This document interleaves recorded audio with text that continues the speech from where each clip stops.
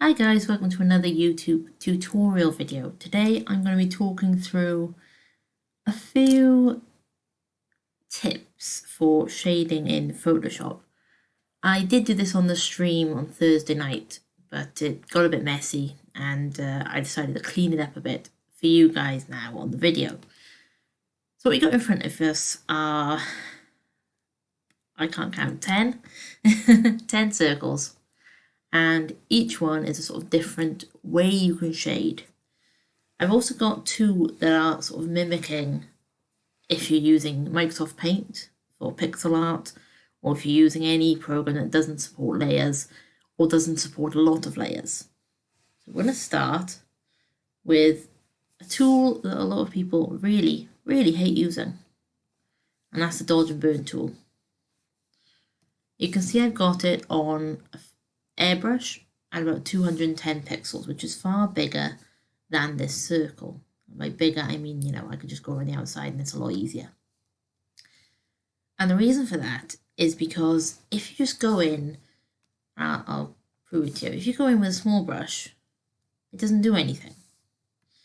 You can't really shade using a smaller brush. You have to have a bigger brush. You can get as much area as possible. So there we go, we'll go for 220. And 100% exposure, I'm just going to gently shade in this circle.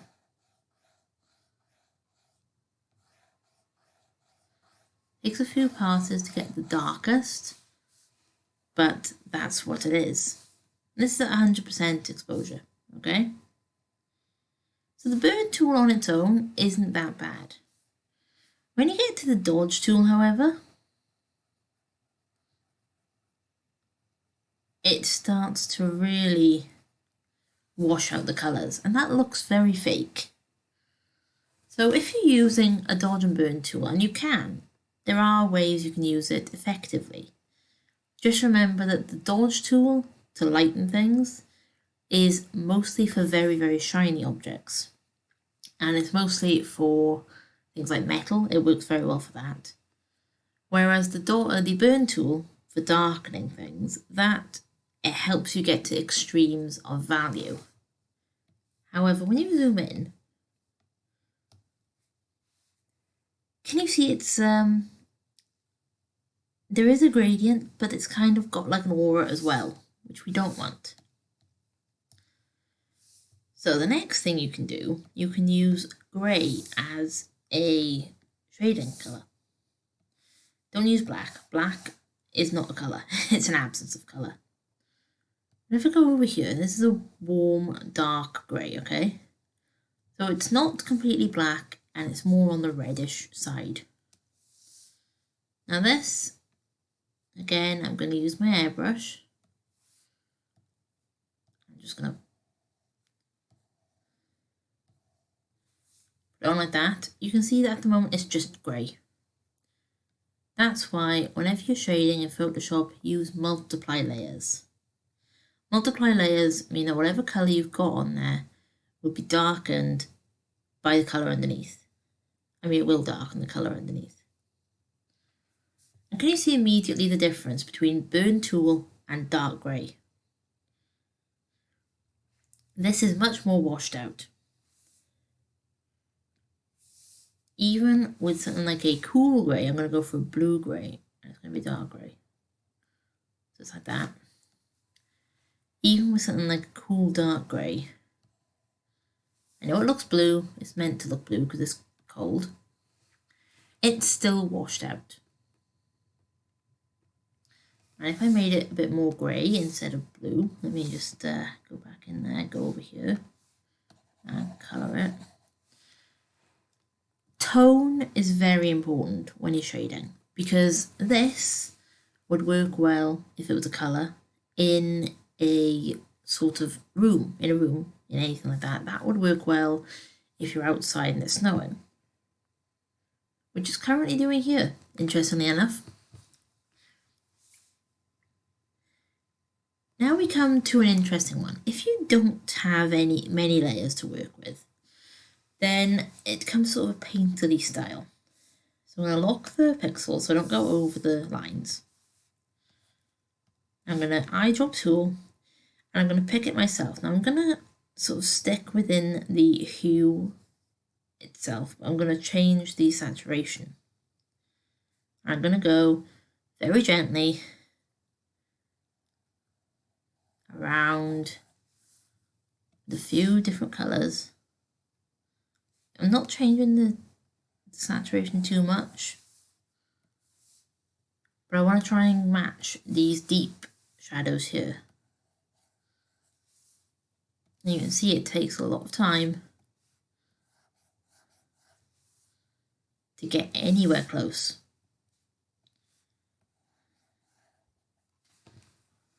And yes, it looks better. I'm not going to lie, it definitely looks better. If I hide the layer, which doesn't really work because I'm on the same layer, you can tell. But if you change the saturation of things, or change the hue of them very slightly, then this is what you're going to end up with. When it comes to these two here, nighttime and sunset or sunrise, these are where it's important to match the background. So nighttime, I've got another layer. Generally at night, everything is blue, right? You want a dark blue, you're going to pop it on, you're going to go to multiply. And then you just go into lower the opacity. You don't even really need to go to multiply, just, there we go. Lower the opacity down, so it doesn't look like it's just blue. So these top ones here are all about different things you can do, right? If you're using dodge and burn, be careful with it. Greys will tend to wash out whatever colour they're on top of. A painterly shading style is very good when you're using no line art or when you've got a program that has very few layers available. And if it's a certain time of day, you can always use that to your advantage as well when shading. So here we've got the nighttime, which means a dark blue cover over the actual art itself, and just lower the opacity. It's a quick and easy way of shading. If, however, you want to stick to dodge and burn, let me see if I can get there we go, 50% exposure. So 50% exposure is a much more gentle thing.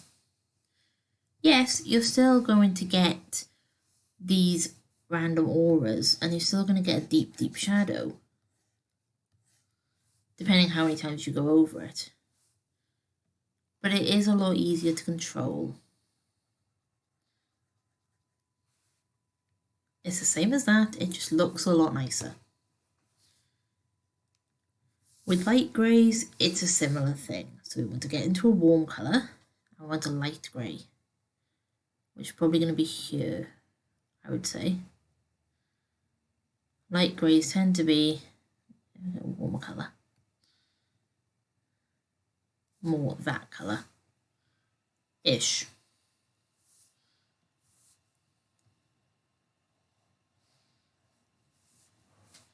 And you can see immediately the difference between a warm and a dark grey. A light and dark grey even. With a cool grey, I'm going to change it to a blue. I'm going to make it a bit more white, so it's not as blue. I'm going to put it on, multiply layer, there we go. Now, if you have MS Paint, and I don't know who still uses it, I'm sure some people do, you are going to have no way of actually blending these colours in, not like that one. That was using an airbrush, so it's a lot more smooth as a gradient. But this is not going to be like that. This is going to be more cell shaded look. Same thing, same sort of way of doing things. Just go around painting bands around the actual circle itself.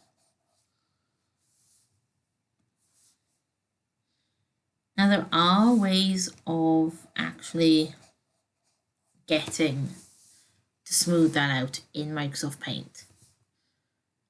But if you haven't got layers, or you've got very few, and instead you've got a smudge tool or a blur tool, use that. I'm not sure what the sponge tool does. I don't want to know what the sponge tool does. But here I've got a smudge tool, alright? I'm going to go with my hard brush, strength 100, and hope this works.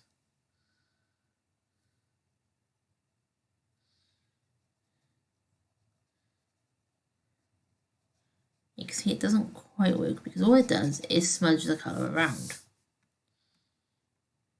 So I'm sure that in newer versions of Photoshop or in other programs, you've got those smudge tools that actually work. For sunrise and sunset, you're looking at the same kind of colour. You're looking at a reddish orange. So you're not looking at a brown.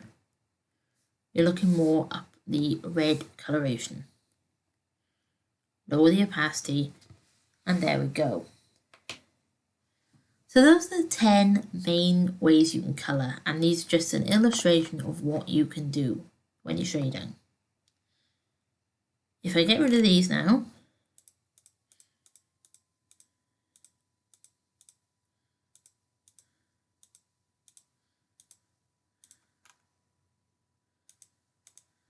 these are my 4 main things you need to think about when you're shading. Like I said, dodge and burn is very good for extremes in value or for shiny objects. You just have to be careful with the exposure. Grey tones, if you're using them, wash out the colour beneath, so it's better to use a different hue in a different saturation than to use pure grey. If you don't have layers or you don't have many, that means you're going to have to start choosing the hue and saturation yourself and matching it with whatever you're drawing. That can be very difficult. So I would suggest using the last thing, which is make the shading match your backgrounds. If it's a nighttime scene, use dark blues. If it's a sunset or sunrise, use reds and oranges.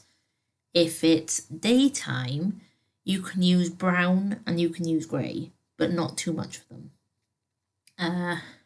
You might think about if the sun's directly overhead, there's not going to be much of a shadow at all, so you can use grey in that case.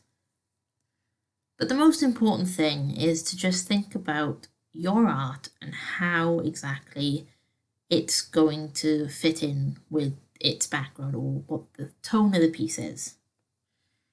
If you wanted to convey a particular tone, if you want to convey, for example, sadness and despair, you'd use more cool colours, more cool greys, more blues, more very light greens, everything like that. The other most important thing when you're on something like Photoshop, and let's use this layer as an example. So I've created a clipping mask and I've made the layer blending mode multiply. Multiply is a very good layer mode for shading because it immediately makes the colour underneath darker. Bearing in mind what colour you put on top. And that's really all I need to show you today. I'm going to leave these up while I talk. And essentially it's a very quick tutorial, but it's an idea for you. It starts you off. If you enjoy this, then there are more tutorials coming every Thursday night on Twitch from 6:30 till 8:30.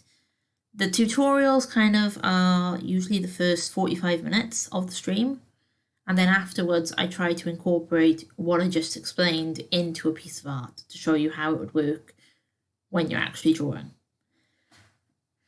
So it's a case of 45 minutes of theory and standalone practice, then there's a small break, then there's a piece of art where I put these into practice itself. So that's what the general layout of my tutorials is. These are also on Patreon for a week before they're on YouTube. So if you do like my content, if you do want to add more to it, then by all means, please, just enjoy yourself, join up if you want. You don't have to. Okay, so that. Thanks for watching. Please like and subscribe. It helps out the channel a lot. And I will see you guys in the next video. Bye.